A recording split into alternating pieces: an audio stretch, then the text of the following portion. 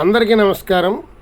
ఇది కృష్ణా జిల్లా ఘంటసాల అనేటువంటి గ్రామంలో ఉన్నటువంటి శ్రీ వేణుగోపాల స్వామి వారి ఆలయం.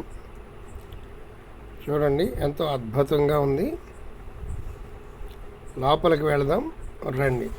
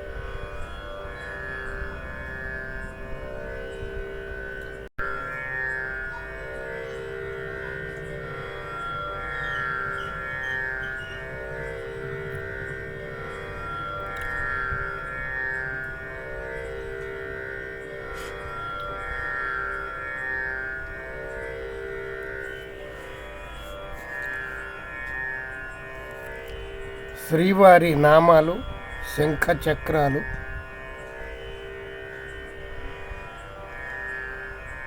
పిల్లన గ్రోవి.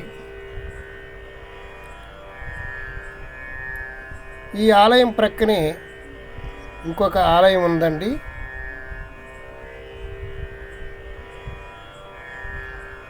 ఈ ఆలయం కూడా చాలా అద్భుతంగా ఉంది. చూడండి,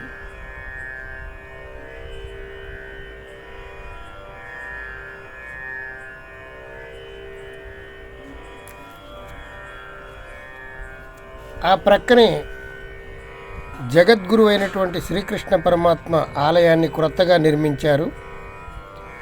చూడండి, కృష్ణస్వామి ఎంత అందంగా ఉన్నారో, చిరునవ్వులు చిందిస్తూ మనకి దర్శనమిస్తున్నారు.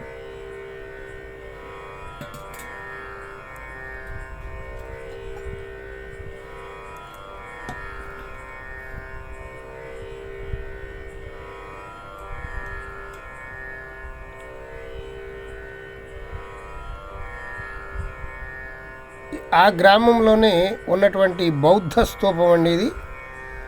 1200 సంవత్సరాల క్రితం ఉన్నటువంటి బుద్ధుని యొక్క స్తూపం. బుద్ధునికి సంబంధించినటువంటి అవశేషాలు కూడా ఇక్కడ చాలా దొరికినాయి. ఇక్కడ త్రవ్వకాల్లో బయటపడినటువంటి శిలా ప్రతిమలను ఇక్కడ ఎదురుగుండా ఒక ఎగ్జిబిషన్లో పెట్టడం జరిగింది. ఆ ఎగ్జిబిషన్ కూడా మీకు చూపించడం జరుగుతుంది. ఆర్కియలాజికల్ డిపార్ట్మెంట్ వాళ్ళు చుట్టూ కంచె వేసి దీన్ని సంరక్షిస్తూ ఉన్నారు.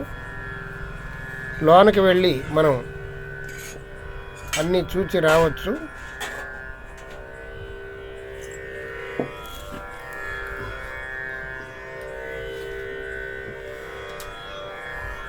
ఈ స్తూపం చుట్టూ ఒక ప్రదక్షిణ చేద్దాం.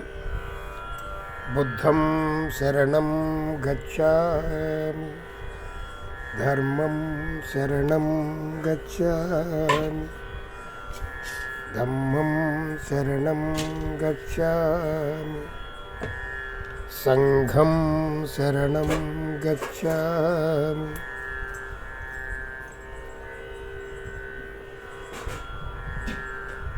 బుద్ధం శరణం గచ్ఛామి, ధర్మం శరణం గచ్ఛామి,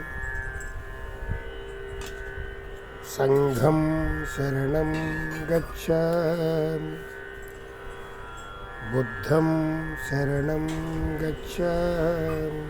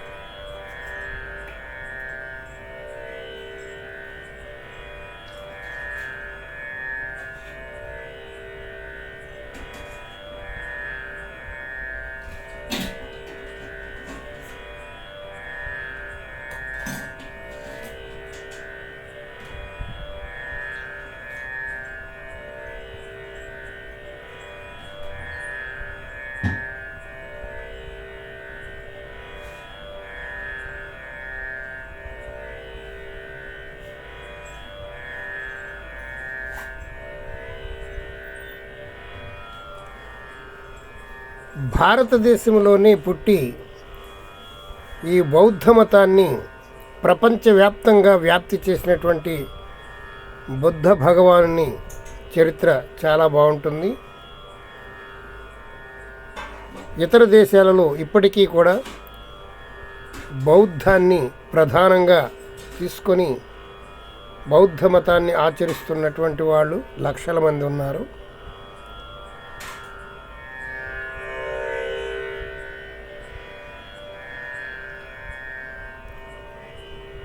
బుద్ధుని యొక్క సూత్రాలు కూడా మంచివే.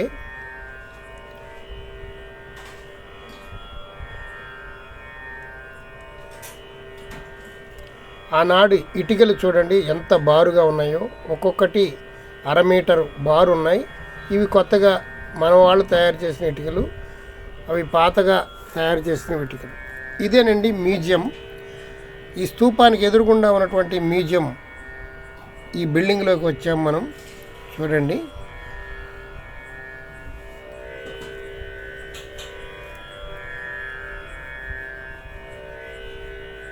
ఇది సెంట్రల్ గవర్నమెంట్ ఆధీనంలో ఉంది. ఇక్కడ 4 ఉద్యోగస్తులు పనిచేస్తూ ఉన్నారు, వీటిని సంరక్షిస్తూ ఉన్నారు. ఉదయం నుంచి సాయంత్రం వరకు ఓపెన్లో ఉంటుంది. పూర్వకాలం దొరికినటువంటి అవశేషాలు ఇవి అంత పెద్ద గొప్పగా ఏమీ కనిపించలేదు, ఓ మాదిరిగా ఉన్నాయి.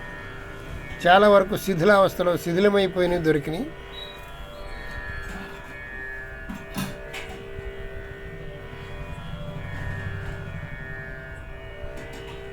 ఇవి సందర్శించేటప్పుడు టైము మీకు తక్కువ ఉంటే దీన్ని స్కిప్ చేసేయండి. టైం బాగా ఉన్నప్పుడు మాత్రమే దీన్ని చూడండి.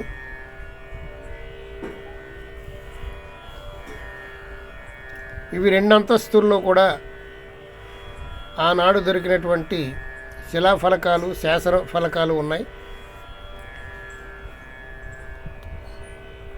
ఆనాడు ఉన్నటువంటి పాళీ భాష, ఆ భాష మనకి అర్థం కాదు. శిలాఫలకాల్లో ఏవో రాసినట్లుగా ఉంటాయి కానీ మనకి అర్థం కాదు. కాలం ఎప్పుడు ఒకేలాగా ఉండదు, మార్పు చెందుతూ ఉంటుంది.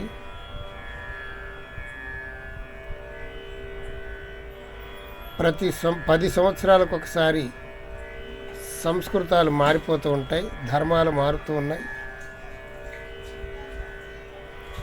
భాషలు కూడా మారిపోతూ ఉంటాయి. సుమారు 1200 సంవత్సరాల క్రితం అందరూ కూడా సంస్కృతమే మాట్లాడేవారు. ఆ సంస్కృతం నుండి పుట్టినటువంటి భాషలన్నీ ఇప్పుడు ప్రాంతీయ భాషలుగా ఎవరి భాష వారు మాట్లాడుకుంటున్నారు. దేశ భాషలందు తెలుగు లెస్స అని శ్రీకృష్ణదేవరాయలు వారు మన భాషకి కితాబు ఇచ్చారు. ఆయన తుళు వంశస్థుడు, తుళు భాష మాట్లాడేవాడు. అయినా సరే తెలుగు చాలా అందమైందని వారు చెప్పడం ఎంతో ఆనందదాయకం. సంస్కృతంలో ఎన్నో గ్రంథాలు కూడా రచించారు.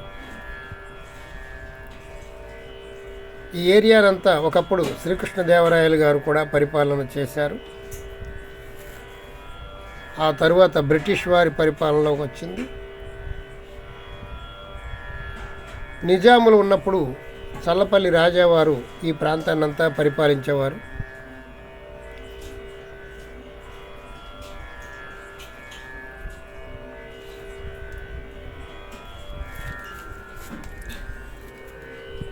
పూర్వం ఈ చుట్టుపక్కల ఉన్నటువంటి గ్రామాలన్నీ కూడా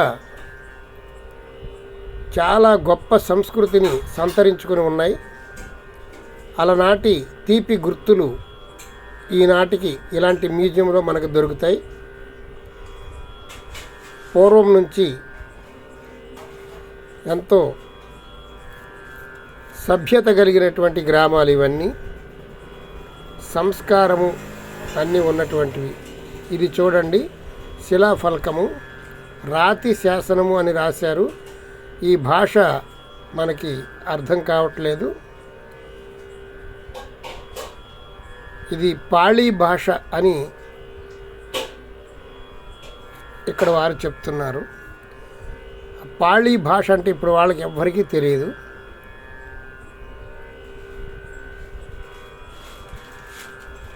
మారుమూల ఉన్నటువంటి దేవాలయాలను, మారుమూల ఉన్నటువంటి విషయాలను ఇంటి దగ్గరే ఉండి చక్కగా మీరు చూడవచ్చు.